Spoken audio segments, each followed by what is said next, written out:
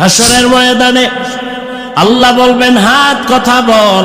যেই হাত আসলেই কথা বলতে পারে না, আমার আল্লাহর কুদরতে পারবেনি। হাত বলবে, ও দয়ার মালিক, তুমি হাত বানাইছো ডিউটি করবে, মা বাবার সহযোগিতা করবে, করে নাই। কোরআনটা ধৈরা ধৈরা পড়বে, পড়ে নাই।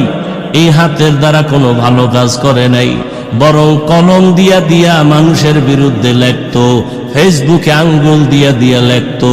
এইরকম হাত অপব্যবহার করনেওয়ালা জনগণ আমগো সমাজে আসেনি।